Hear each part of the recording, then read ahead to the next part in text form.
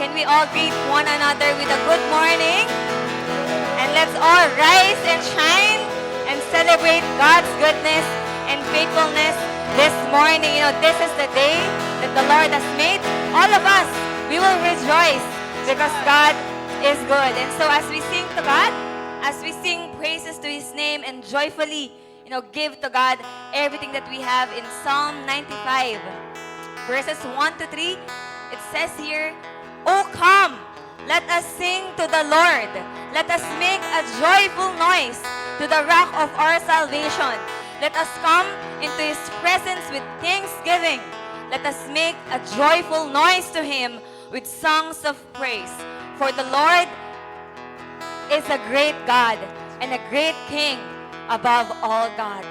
Let's all come and worship God. And isn't it joyful to sing to God as one family? That He is our God and we are His people. And it says here, let us come into His presence.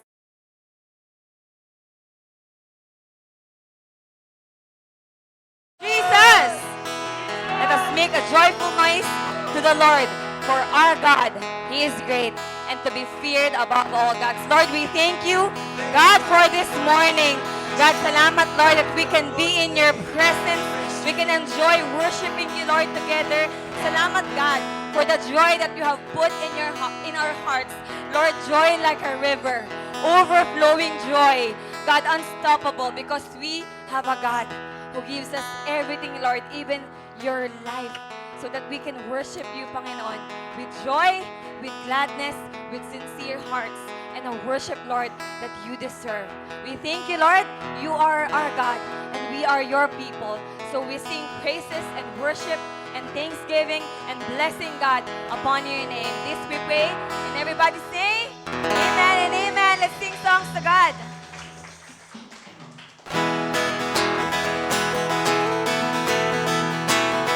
Ready to worship God this morning.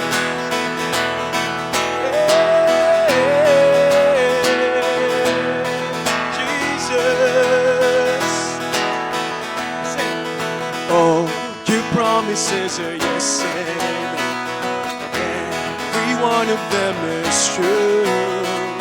I will trust and put my hope in. All my life is found in you. I've got joy like a river, joy like a river in my soul. You say, I've got joy like a river, joy like a river.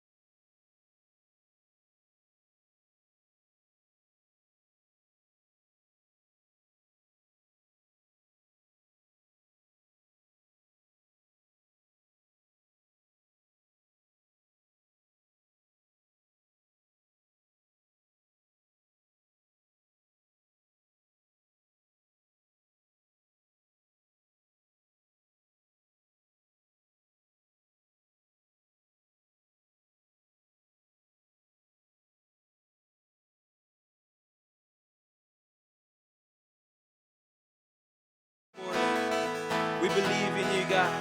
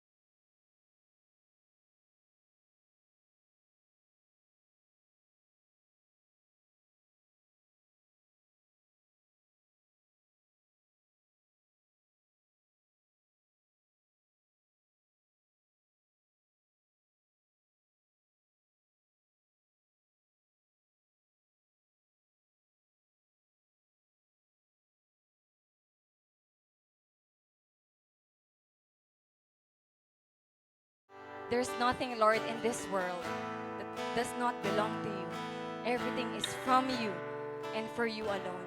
And Lord, our prayer is that our lives, Panginoon, will declare that you are our Lord. And even, Lord, as we worship you, Lord, in this time of giving, Lord, the offering that is due to your name, we acknowledge that everything, Lord, belongs to your name. In Psalm 24, verse 1, it says here, "The earth is the Lord's, and the fullness thereof, the world and those who dwell therein. For he has founded it upon the seas and established it upon the rivers." Even before the beginning of time, the creation, the very heart of God is to provide for us. When He created everything that was so good, He was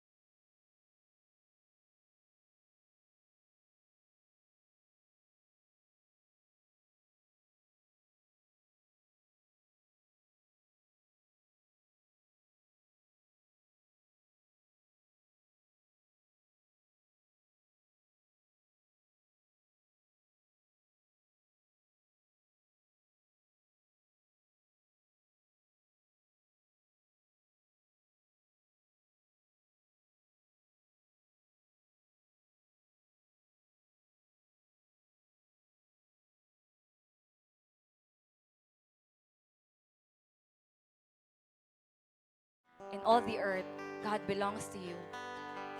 And when you created everything good, you were thinking about us, to provide for us, to sustain us, Lord, to give us everything that we need. And even Lord, as we give to you today, Lord, may it be far from our hearts to think na para i-bless mo kami, Lord, para i-bless mo all the more yung church namin, para i-bless mo, ibalik mo sa amin, Lord, ng maraming maraming folds.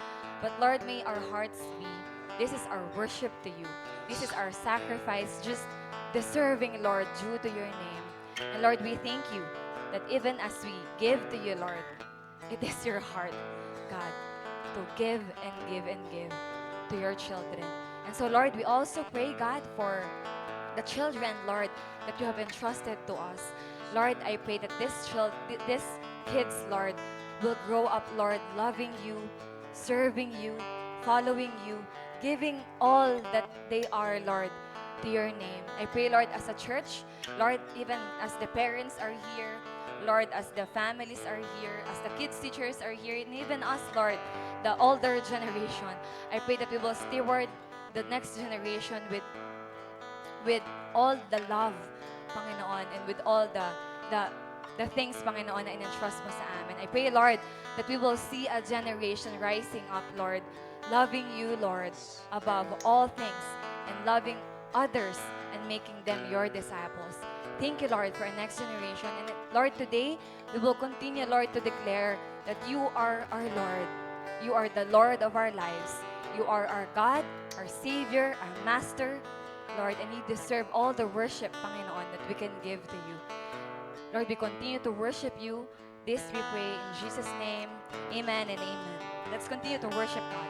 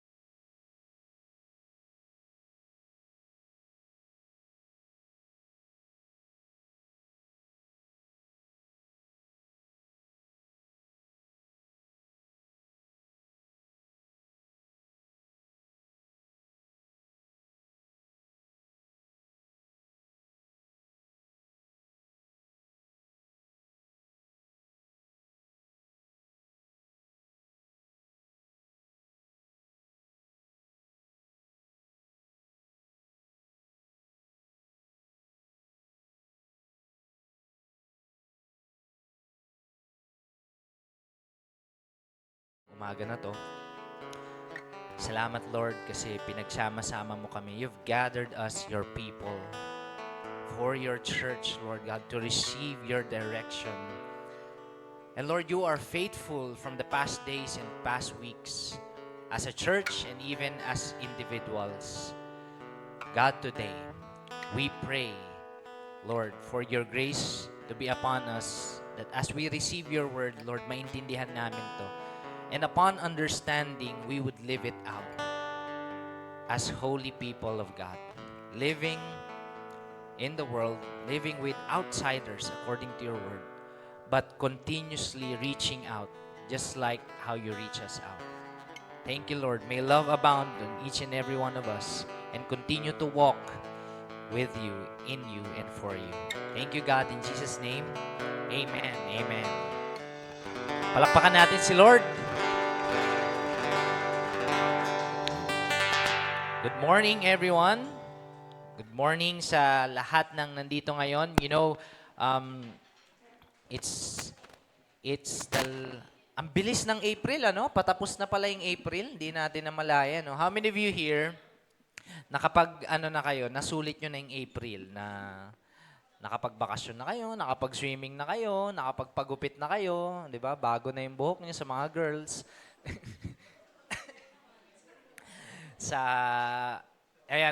May isa pang buwan eh. Pero pag the school year here in the Philippines changes the way we view vacation. Kasi dati, pag mga estudyante, pag 2 buwan ng April, May, susulitin yan. Pupunta na sa kung saan-saan lahat. Tapos, yung iba naman, dahil na bago na rin yung school year, na bago na rin yung the way, some of us, if not all, the way we view April and May. Lalo na ngayon, hindi lang natin siya view as vacation. Kasi pagkatapos ng Holy Week, parang biglang uminit ng sobra, no? Parang naging Hell Week. Sobrang init, ano? Ilan po sa inyo you're grateful that God has blessed us with air condition? Okay. 'Di ba? Pag lumabas kasi kayo mamaya, yung exhaust niya nasa labas. So, yung init nun, yan, kasama na. Para kasing nakabaliktad na aircon kapag lumalabas kayo, especially 11 a.m., di ba? 11 a.m. to, yan. So, hanggang dito lang po tayo hanggang 12. Alright. So, we are, for those of you who came here for the first time in online, I'm Jo Marie, one of your campus missionaries.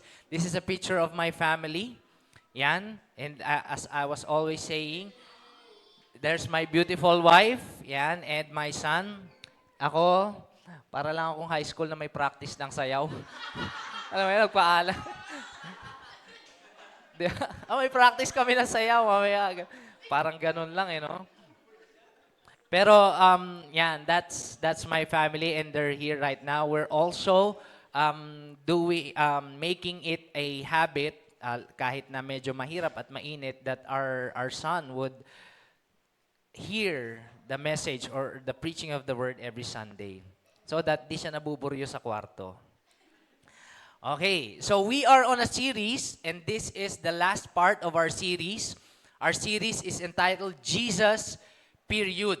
Yan, for the past few weeks, kasama na nung anniversary natin. Pero na anniversary natin, in-skip natin yung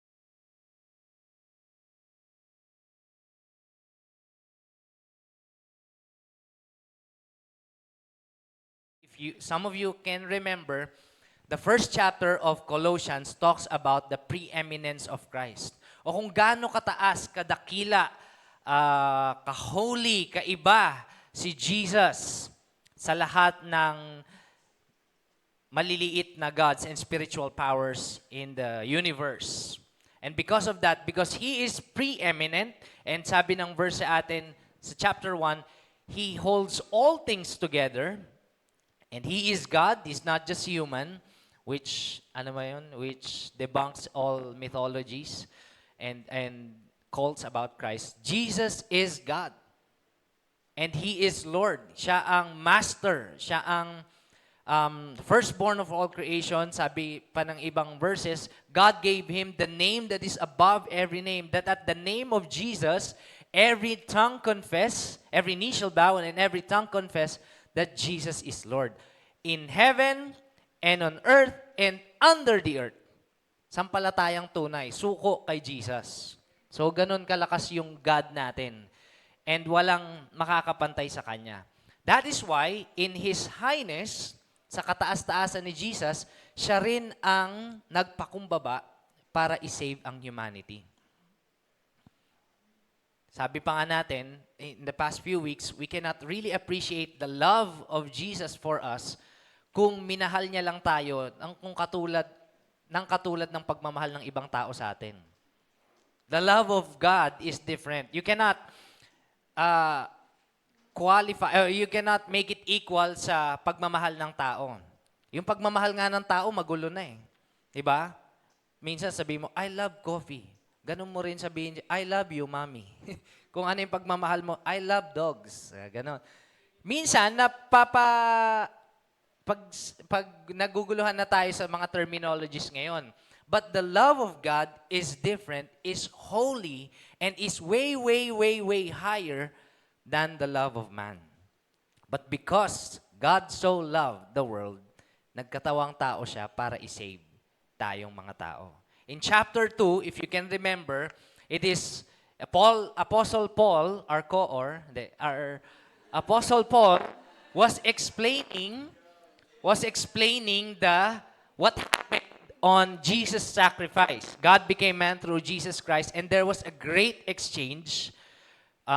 Yung curses na para sa ating mga tao dahil tayo ay makasalanan, kinuha ni Jesus at ibinihis niya, and He became the curse. Isipin mo, namuhay ka nga ng maayos na buhay, tapos hindi ka lang binigyan ng curse in exchange, ikaw yung curse. The Bible says, He became curse. Sa sobrang dami ng curse para sa humanity, napunta lahat yon kay Jesus, sinalo niya lahat yon, and He became, some theologians would say, He became the baddest person on earth. Because all sin of humanity was poured out to Jesus. But 3 days after, hindi doon natatapos yung storya, Jesus resurrected and proving that He is Son of God. Jesus defeated sin and death. And so on chapter 3, last week, sabi ini-encourage tayo ng letter ng Colossians na if Jesus died and He was resurrected, the same also what is happening to the people of God who believes in Jesus. Pero hindi pa physical. There's a spiritual reality on us that when we put our faith to Jesus, our old life dies, and when we believe in Jesus and in His resurrection, we are now to live a new life. Yan. So, habang summary, habang intro. Pero it is very important para sa chapter 4 kasi this talks about the lifestyle of Christians or those who put their faith in Jesus as a church and individual. So, tignan mo nga yung katabi mo. Church yan. Sa ayaw mo sa hindi, tignan mo, may pundasyon yung kabilang may foundation eh. Joke lang. Bawat isa sa atin, we are like building blocks of figuratively, we are building blocks of a building called the church. And the church is translated in the original Greek na the called out ones. Merong pinanggalingan, tinawag, tapos tinawag at pinagsama-sama. Now, Apostle Paul here on this letter na binasa natin, sa text na binasa natin, is encouraging the people of Colossae. Yan. Mga Kristiyano tong kausap niya dito. Verse 2, sabi dito, continue steadfastly in prayer, being watchful in it with thanksgiving. So, himay-himayin natin. Sabi ni Apostle Paul, after all this, God is the greatest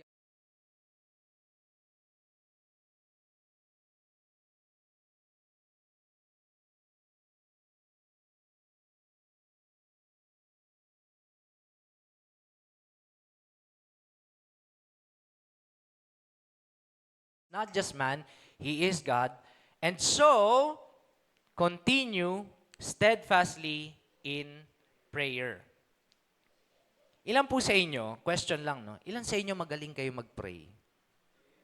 Yun, no? Parang nagkayabangan na. Ilang minutes ka? 5 minutes lang. Wala ka pala, Coach Taps eh. Ako, 3 times a day ako nagpe-pray. Bless us all. Pagkakain na, yan, at pagkakain na. Balik na rin ko yung question. Ilan po sa inyo nahirapan kayo mag-pray? Yan. Ako lang. At siya si Raymart.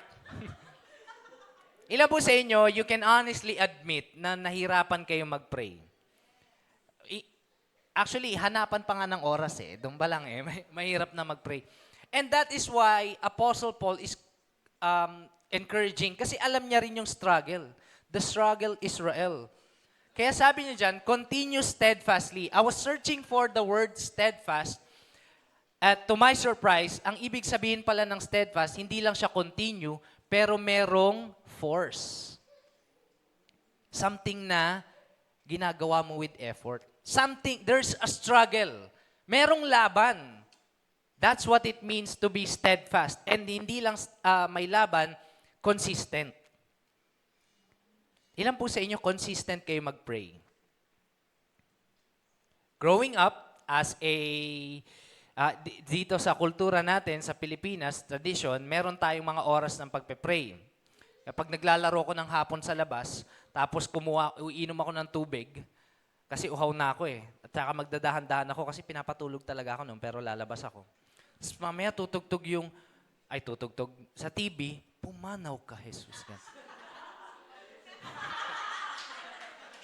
Kadalasan, tayo sa Pilipinas, pag prayer time o pag may nagpe-pray, di ba, medyo maging solemn ka muna.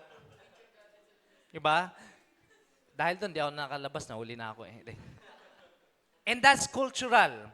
Kasi, that's how we view prayer growing up.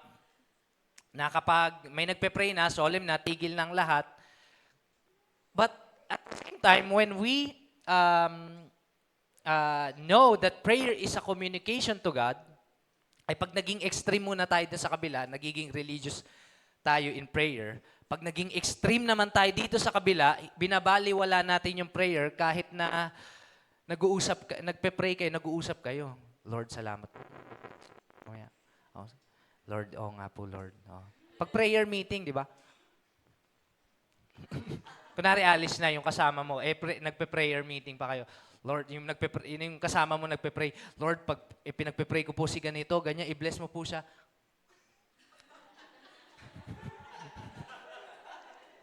5 minutes.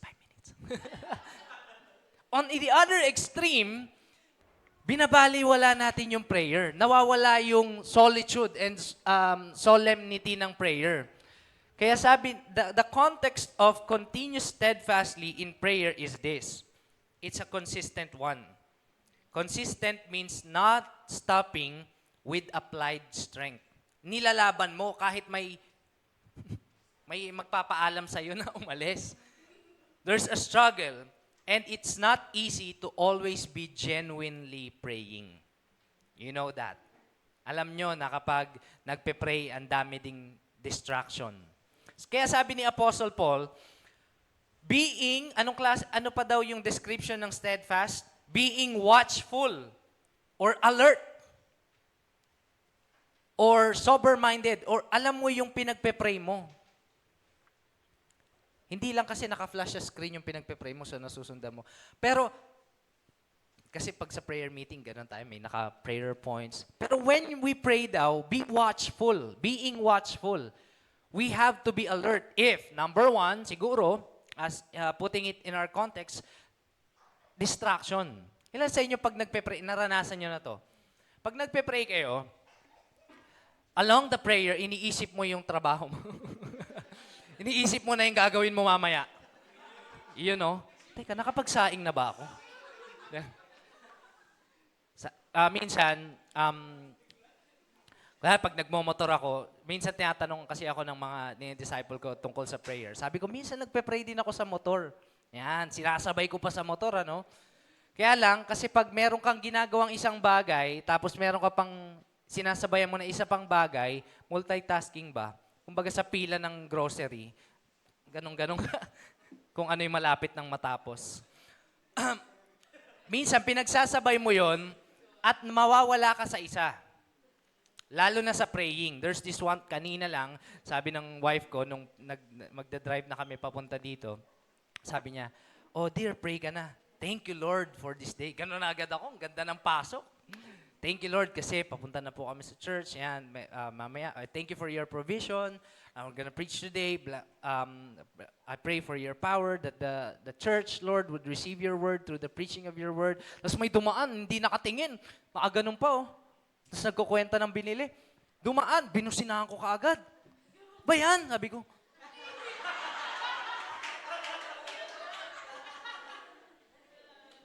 I was just imagining, God was like, okay, narinig ko na yung pray.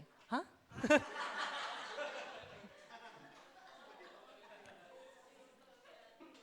O yung iba naman, totoo naman na nagko-communicate tayo kay God through praying. Kaya lang pag sinasabay natin siya sa gawaing bahay, alam mo yun, naisip mo pa na isabay.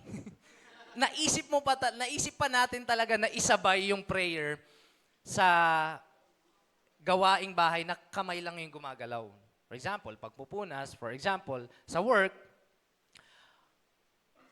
Kaya lang, we have to be watchful or alert na hindi tayo ma-distract pag tayo ay nagpe-pray. I saw this post, one of my classmates, he's in the ministry, sabi niya, kung tayo nga, pag may meeting tayo sa ibang tao, ini-schedule natin. Ano pa kaya yung kay God? On the other hand, talaga namang you can pray anywhere, everywhere, anytime. But also, if God is important, come to think of it, if God is important, would you not set a time to have a conversation with Him? And place. Kung ikaw nga, tara usap na tayo, talaga may chika ako sa'yo, tara magkape na tayo, may importante ito. Importante yung pag-uusapan, tsaka importante yung tao. Paano si God? Paano pa kaya kay God, di ba? Come to think of it. So, many Christians throughout the history, lalo na yung mga women, lalo na mga prayerful women, they set a time and place. They call it prayer closet. Para kung saan, doon talaga sila magpe-pray. Sa mga lalaki, isa lang yung prayer room tsaka bathroom. Hindi naman lahat. But, that's the concept of being watchful. And hindi lang sa mga distraction, be also mindful of if what you are praying is according to the will of God. Kasi sometimes, most of the time, pag tayo nagpe-pray, hingi tayo ng hingi. Walang masama sa paghingi. Gusto nga ni God yun na sa Kanya kayo manghihingi. Sa Kanya tayo manghihingi. Gusto ni God yun. Kaya lang, tignan din natin, let us be alert and watchful kung ang prayer pa ba natin ay according to the will of God. We have to be alert and watchful. There's this instance when Jesus was praying, last series lang to, when Jesus was praying, sinama niya yung tatlong disciples, si Peter, James, and John. Lumayo lang na mga ilang dipa si Jesus at nagpray. Pagtingin niya sa mga disciples, natutulog. Paglapit ni Jesus sa kanila, sabi ni Jesus, ano ba yan? Simon ba yan? Tulog ka na naman. Ano ba yun? Watch and pray. Sabi niya doon, that is a verbatim. Watch and pray so that you will not enter into temptation. In some Gospels, sabi pa ni Jesus, the flesh is weak, but the spirit is strong. The flesh is weak when it comes to distractions. Lalo na kung, lalo na kung ginugulo ka pa ng enemy. Ginugulo ka pa ng devil. we have to be watchful of our prayer, of the distraction, and we have to be watchful kung ito ay aligned pa, yung pinagpe-pray pa natin ay aligned sa will ni God. Kasi si God may plano. Ang devil may plano din.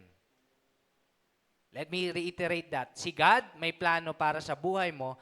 Ang devil, papatalo ba siya? Pero no match siya. May plano din siya. I-distract ka, guluhin ka.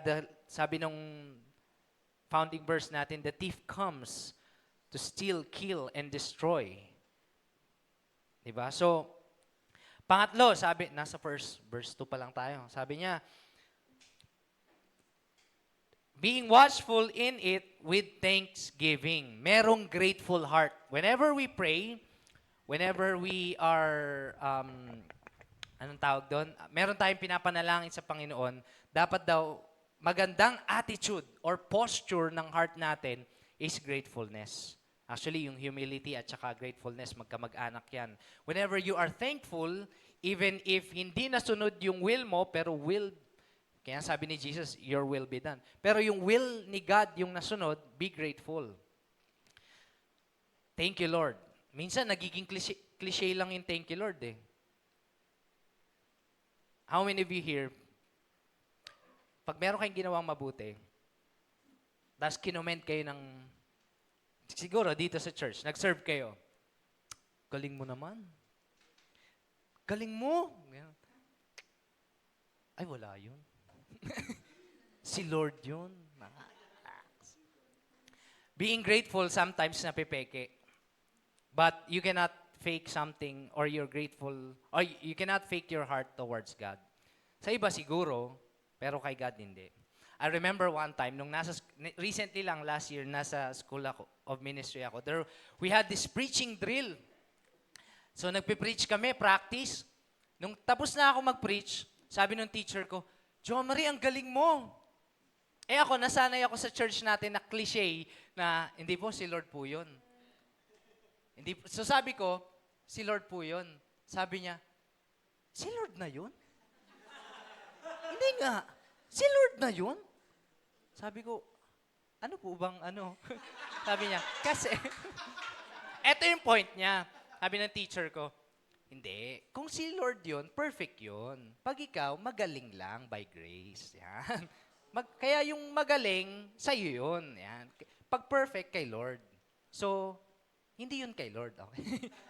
Hindi si Lord yung nag-preach. Ginamit ka ni Lord para mag-preach. Okay. Kasi minsan, kadalasan sa Christian language natin, lalo na sa church, pag sinasabi natin, uy, ang galing mo mag-serve kanina. Uy, hindi naman. Hindi yun. Hindi ako yun. Ano ba yan? Huwag mo na ulitin. Uy, huwag mo na sabihin sa iba.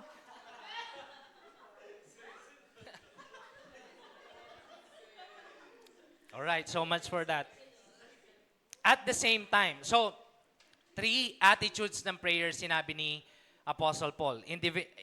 When we pray, be steadfast or consistent.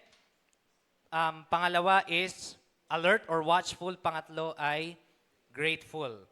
Verse 3, at the same time, pray also for us, that God may open a door to us for the word to declare the mystery of Christ, on account which is I am prison. Ang kulit nito ni Apostle Paul, siya yung nakakulong, he's praying for open doors. Galing, no?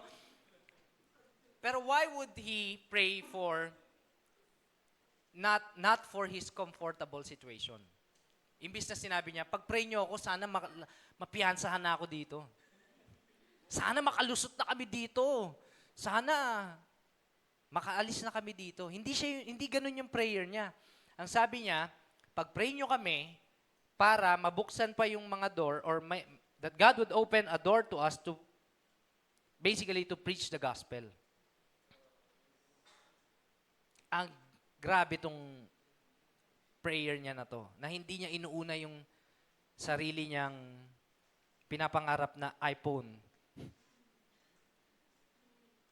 O makalaya siya. Yun nga, masama bang mag-pray na makalaya siya? Hindi naman. Pero bakit yun pa yung pinagpe-pray niya? May kasama kasi siyang mga nakakulong. And sabi dyan, the mystery of Christ.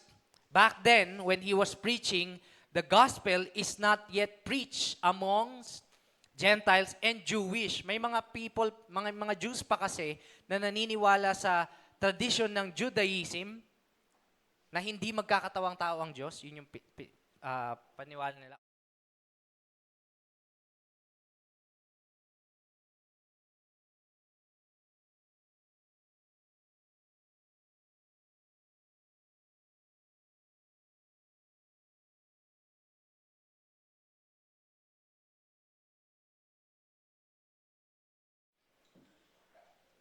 Mas importante pa yun sa kalayaan niya.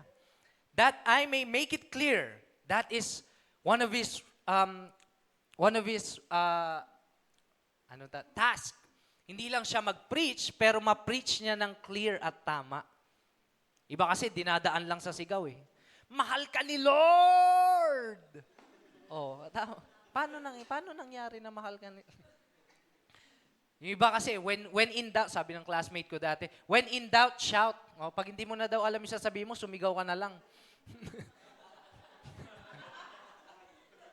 As some denominations do that.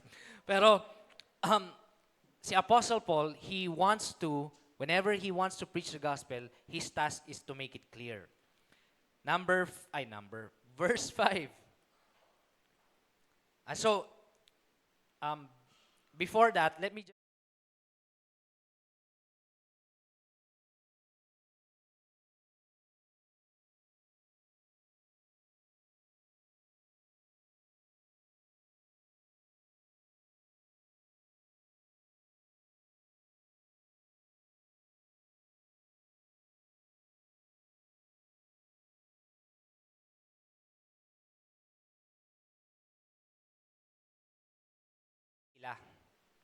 the last chapter, nag-a-ask siya ng prayer.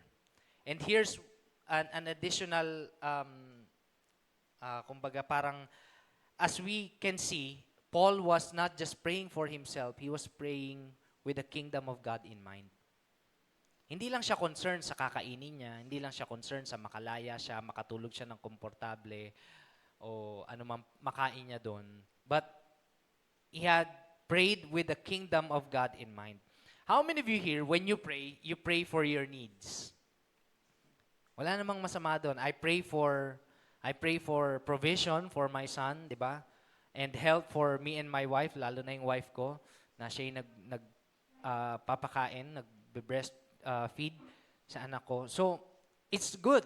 But here's the point of verse 3 and 4. Pray with the kingdom of God in mind. Lagi mong alalahanin that you are not living alone, you are part of the kingdom of God. And so, hindi lang tayo tuwing prayer meeting pumupunta at nagpe-pray para sa church, pero even outside this wall,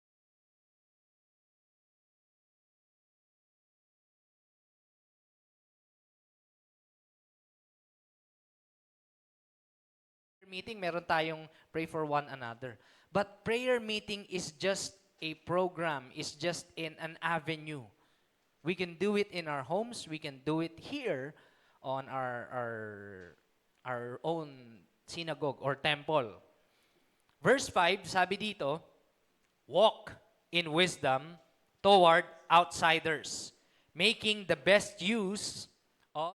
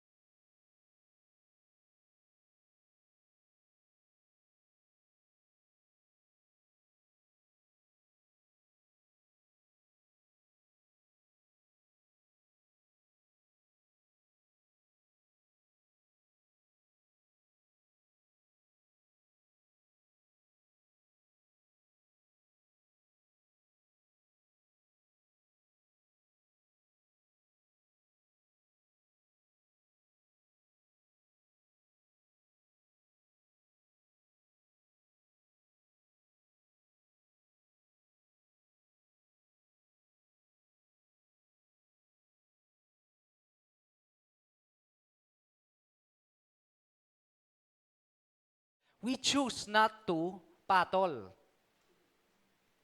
Paano yun? Tahimik ka na lang?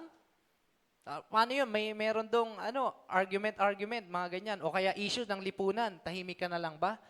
Well, personally, I don't want, akin lang to, I don't want to get involved in an online argument kasi it would never stop. Lagi yan may magko-comment. Ang daming tao sa online Di ba? Kahit di nga kasali, sasali. Lalo na kung ikaw ay nagpaparinig sa online. Walk in wisdom towards outsiders. And let me just isingit ko lang to. Christians are sometimes accused of being judgmental. Would you relate? Napaka-judgmental mo naman. So, yung ibang tao naman, yung ibang Kristiyano naman, they stop judging. Did you know that we're called and encouraged to judge? For example, kakain ka sa restaurant, kakain ka ng pizza, titignan mo kung malaki at sakto sa ibabayad mo o sulit ba sa ibabayad mo. You judge. Titignan mo kapag ang ginagawa ng anak mo ay tama o mali. You judge. Pero iba yung wise judgment sa judgmental. Kasi pag sinabing judgmental, there's an aspect of degrading the person na hindi na siya mababago, wala na siyang pag-asa, ganyan na siya pinalaki, ganyan siya mamamatay. That's being judgmental. But to judge between right and wrong, that's our task as a Christian. That's one of our tasks. Judge. iba yung pagiging judgmental sa wise judgment. Sabi pa dito, walk in wisdom toward outsiders, making the best use of that time. Ito ba, coach, yung time na, naku, gamitin ko na lahat.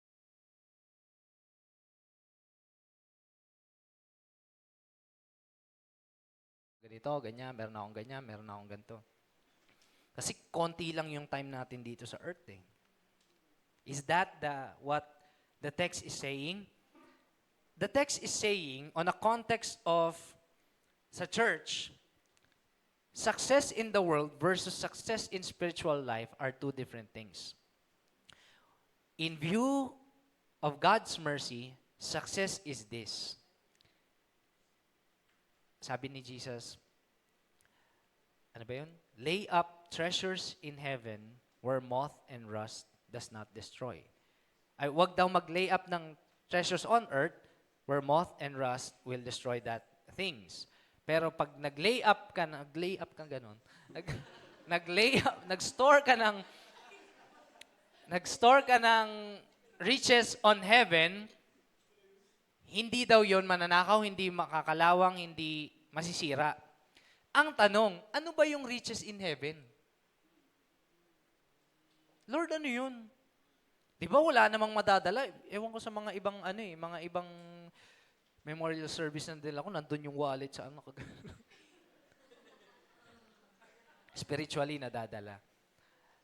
Kidding aside, no? Ano ba yung sinasabi ni Jesus na treasures in heaven? Kung ang buhay natin sa mundo dito, pag tayo namatay, wala tayong dadalhin, ano yun? Wala talaga tayong madadala. Pero may sinasabi si Jesus na treasure in heaven. Ano daw yung i-store natin na yun? In the context of this verse is the relationships, the friendships that draws toward Christ or salvation. Kasi kunwari, prenichan ko si Dwight ng gospel and he believed and kasama ko siyang nag-grow sa faith. When we die, depende kung ano, siguro nalaglag, ganon. Kaya kasakit. When we die, we resurrected, we go to heaven, He is a treasure in heaven. So, ang tao na na-save, nakakilala sa Panginoon, at nag-journey, kahit papano, hindi man naging perfect dito sa mundong ibabaw, pero nag-journey at nakasama na si Lord in the heavenly realms, is a treasure in heaven. And so let me debunk this thought permeating the social media. You do not cancel people. Don't cancel toxic people in your circles. Love them. Preach the gospel to them because they can become treasures in heaven. Sabi kasi nung iba, toxic yung mga kasama ko, unfriend, block, gano'n, wala nang connection. Kahit na ng ano yan, manghingi lang yan pag may magchat-chat lang yan pag may kailangan eh. Kahit gaano sila kasama. No, kahit gaano, I'm speaking from experience. Lalo na kung kamag-anak yan na nanghiram sa'yo nung pandemic, mga gano'n. Tapos wala na pagkatapos ng pandemic. Walk in wisdom toward outsiders. Let your speech always be gracious. Ayan pala, be gracious. Be gracious to them. Do not cancel them, even if they are toxic. Do not lose connection to them because people, humans, are treasures in heaven. Can be treasures in heaven when they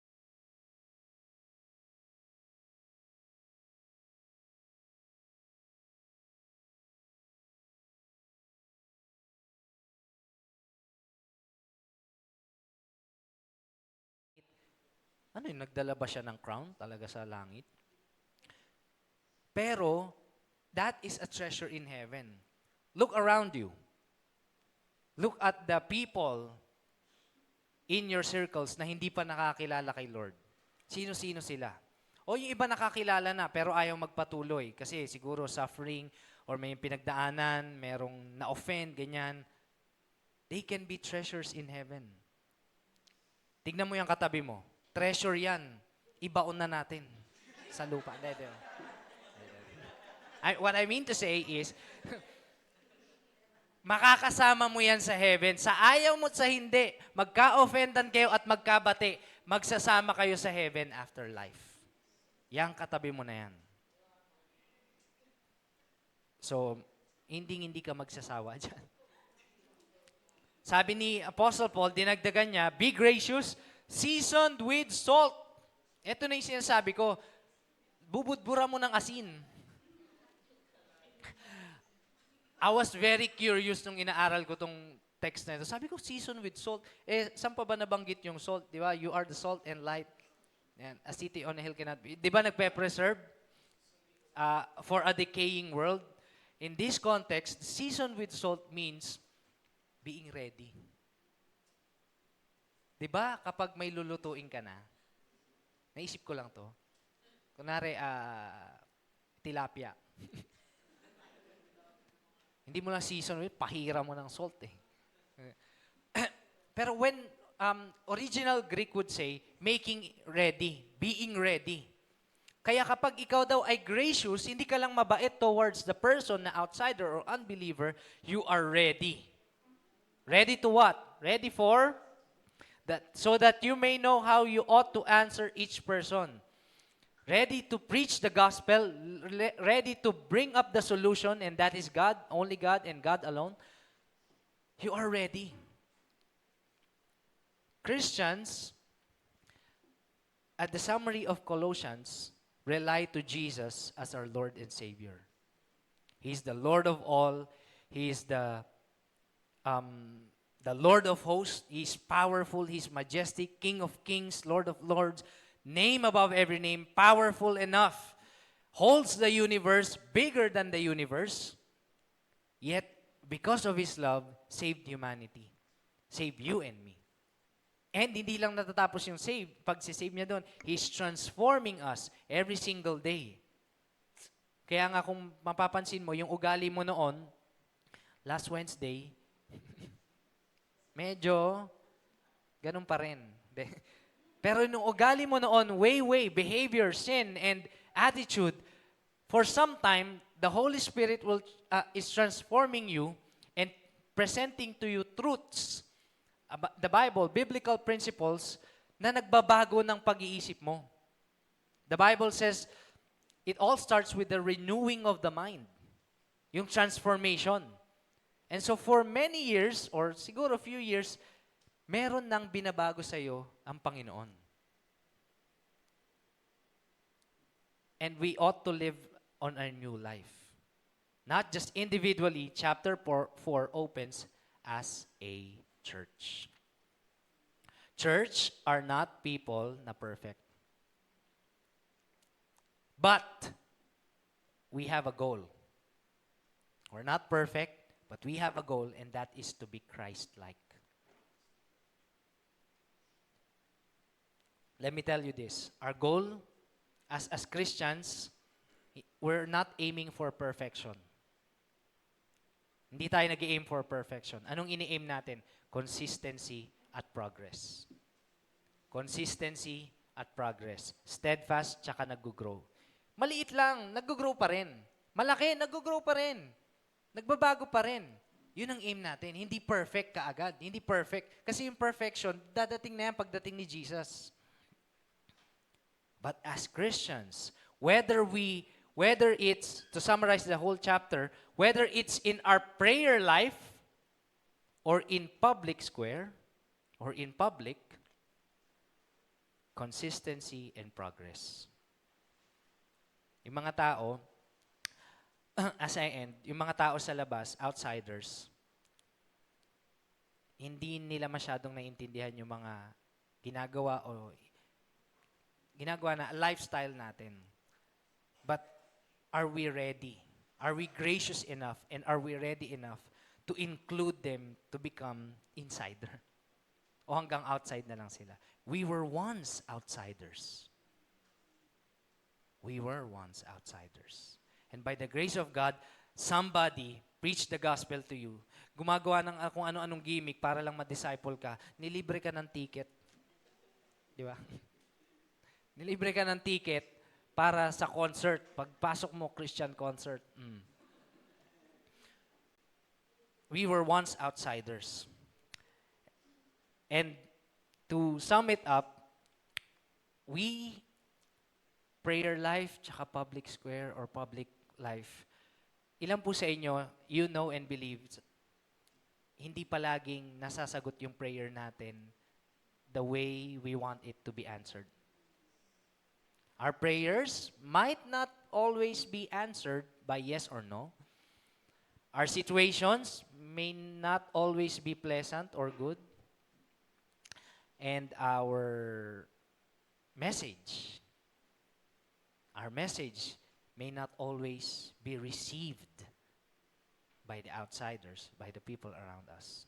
Have you ever tried preaching the gospel to a family member or a friend and you have been rejected? Na-reject na ba kayo? Maganda po yan. Kasi kaka-reject, mamanhid ka na, pero patuloy-tuloy ka pa rin. Sometimes, the only way for you to practice preaching the gospel is to accept rejection. Rejection. If you've been rejected in preaching the gospel, for many times, that's good. Why? Si Jesus nga eh. Ilang beses niya, mga disciple niya pa. Pero even if, lalo na yung crowd, his message was not accepted kaagad. Meron din siyang prayer na hindi sinagot. In the garden, he prayed, Father, take this cup away from me. Hindi niya pala yung prayer, request. But not my will, but yours be done. So our prayers at the same way, kung follower tayo ni Jesus, our prayers will not be answered always the way we want it to be answered. O situation. Hindi palaging maganda yung sitwasyon ng isang Kristiyano. Hindi nga, mas marami pa ngayong hindi. Ganun din yung leader natin. Jesus was not always in a good situation. Lagi siyang may threat from the Pharisees, from the Sadducees, sa mga leaders. And in the same way, si Apostle Paul, in the last part of his letter, sabi niya, alalahanin niyo ako ang sumulat, I, Paul, write this greeting with my own hand, remember my chains. Kung ako nga,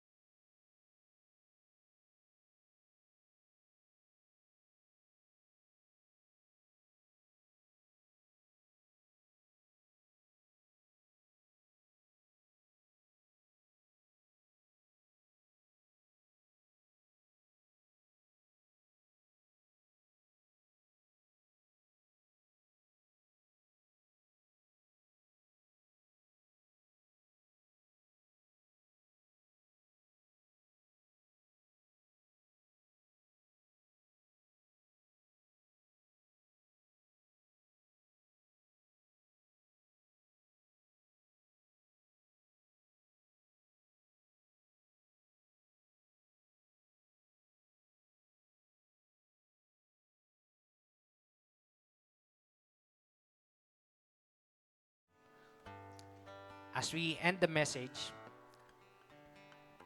Jesus, period, is our inspiration. Whatever situation, knowing that Jesus did not, hindi siya nanatiling patay, instead, siya ay nabuhay muli. Whatever situation you are into right now, it will end. It shall come to pass. At it will bring hope. Because Jesus resurrected. Let's all pray. Lord Jesus, we thank you for your word. Salamat, Panginoon, kasi kahit alam po namin na mahirap ang buhay Kristiyano. Marami sa amin dito, marami nang nasakripisyong oras, lakas, and even resources. And there are times we doubt. And there are times we complain. And there are times sumagi na rin sa isip namin na we quit. And sometimes, or some of us, if not all, if not physically present, have quitted already. But thank you, Lord, kasi you never quit on us. Ikaw na pinakamataas sa lahat. Ikaw na Diyos. You who created the heavens and the earth. You who bring forth life, wisdom, and power. You who created the whole universe and the universe submits to you, gave your life to us. What an amazing grace that you are mindful of us. Who are we, Lord? Lord, sino ba kami? We don't deserve any of this. But as we come to think of it, we cannot understand how high, how mighty your grace is. We are already insiders, but yet we commit sin. But still your grace increase all the more. What an amazing God you are, Lord. And so today, God, as we gather as one church, we don't just attend. We ask for your forgiveness. If there is in our lifestyle that does not honor you, if there are sin patterns, if there are habitual sins, or mga nasaktan naming tao, insider man o outsider, lalo na po yung mga insider, lalo na yung kapatid namin sa pananampalataya, Panginoon, patawarin mo po kami. First and foremost, we can only forgive them if you have forgiven us. We can only love them if we felt your love for us. So God, today, we surrender. All that has happened in the first quarter of this year, all the ups and downs, all the sufferings and blessings in disguise, all of it, Lord, we submit in the Lordship of Jesus. You are sovereign. You take care of us. You take care of these things. You know our future. Our future is decided. We have been blessed, grace upon grace. Materially, immaterial, visible and invisible. We are blessed. So God, I pray that as we continue to live life, we will continue in consistency. Give us the grace to not stop, to never quit. Give us the grace, Lord, and faith to look for the future, Lord God. A future of our journey. And Lord, hindi lang yon. Dahil hindi lang po kami mag-isang lumalakad. Salamat din, Panginoon, dahil kasama namin ang church. Namely, ang Life Nova. And all the Christians in the world who are sufferings on different level, who are being blessed in different levels. Lord, salamat, because all in all, we have a God, and that God, His name is Jesus. And there's no one or nothing else that can ever, Lord, na makapag-iwalay sa pagmamahal mo sa amin kundi Ikaw.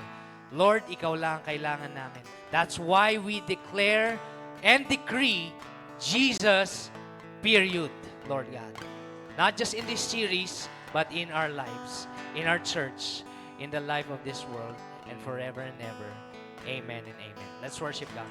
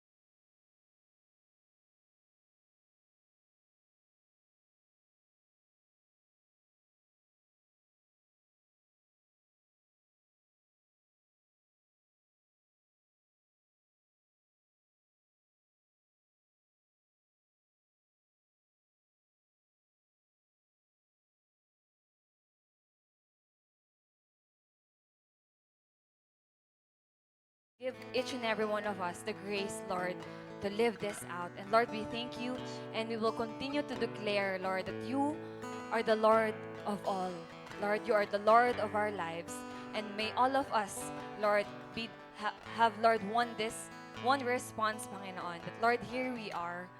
Mold us, use us, Lord, and send us for your glory. May we live our life, Lord, declaring, Lord, that you are the Lord of our lives.